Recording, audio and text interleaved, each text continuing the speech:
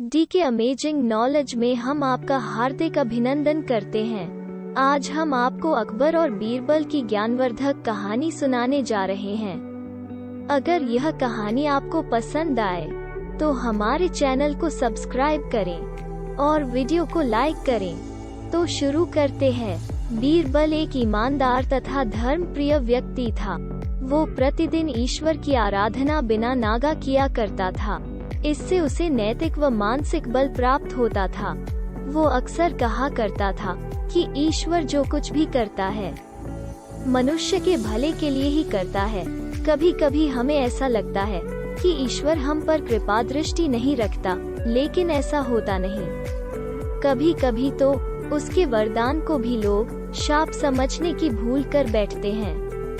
वो हमको थोड़ी पीड़ा इसलिए देता है ताकि बड़ी पीड़ा से बच सकें। एक दरबारी को बीरबल की ऐसी बातें पसंद न आती थीं। एक दिन वही दरबारी दरबार में बीरबल को संबोधित करता हुआ बोला, देखो ईश्वर ने मेरे साथ क्या किया।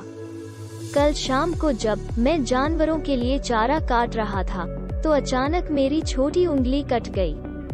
क्या अब भी तुम यही कहोगे कि ईश्वर ने मेरे लिए यह अच्छा किया है? कुछ देर चुप रहने के बाद बीरबल बोला, मेरा अब भी यही विश्वास है, क्योंकि ईश्वर जो कुछ भी करता है मनुष्य के भले के लिए ही करता है। यह सब बातें सुनकर वो दरबारी नाराज हो गया कि मेरी तो उंगली कट गई और बीरबल को इसमें भी अच्छाई नजर आ रही है। मेरी पीड़ा तो जैसे कुछ भी नहीं। कुछ अन्य दरबारियों ने भी उसके सुर में सुर मिलाया। तभी बीच में हस्तक्षेप करते हुए बादशाह अकबर बोले, बीरबल हम भी अल्लाह पर भरोसा रखते हैं, लेकिन यहाँ तुम्हारी बात से सहमत नहीं। इस दरबारी के मामले में ऐसी कोई बात नहीं दिखाई देती जिसके लिए उसकी तारीफ की जाए।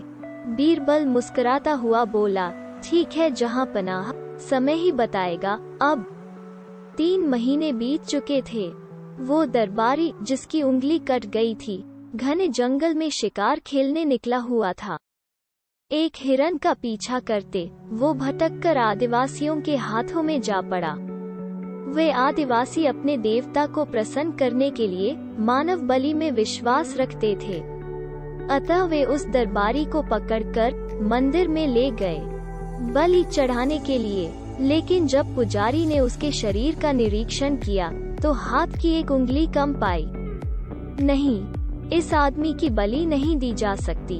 मंदिर का पुजारी बोला, यदि 9 उंगलियों वाले इस आदमी को बलि चढ़ा दिया गया तो हमारे देवता बजाय प्रसन्न होने के क्रोधित हो जाएंगे। अधूरी बलि उन्हें पसंद नहीं आएगी। हमें महामारियों, बाढ़ या सूखे का प्रकोप झेलना पड़ सकता है, इसलिए इसे छोड़ देना ही ठीक होगा। और उस दरबारी को मुक्त कर दिया गया। अगले दिन वह दरबारी दरबार में बीरबल के पास आकर रोने लगा। तभी बादशाह अकबर भी दरबार में आ पहुँचे और उस दरबारी को बीरबल के सामने रोता देखकर हैरान रह गए। तुम्हें क्या हुआ, रो क्यों रहे हो? बादशाह अकबर ने सवाल किया। जवाब में उस दरबारी ने अपनी आपबीती विस्तार से कह सुनाई। वो बोला, अब मुझे विश्वास हो गया है कि ईश्वर जो कुछ भी करता है मनुष्य के भले के लिए ही करता है। यदि मेरी उंगली न कटी होती तो निश्चित ही आदिवासी मेरी बलि चढ़ा देते। इसीलिए मैं रो रहा हूँ, लेकिन ये आंसू खुशी के हैं। मैं खुश हूँ क्योंकि मैं जिंदा हूँ। बीरबल के ईश्वर पर विश्वास को संदेह की दृष्टि से देखना मेरी भूल थी।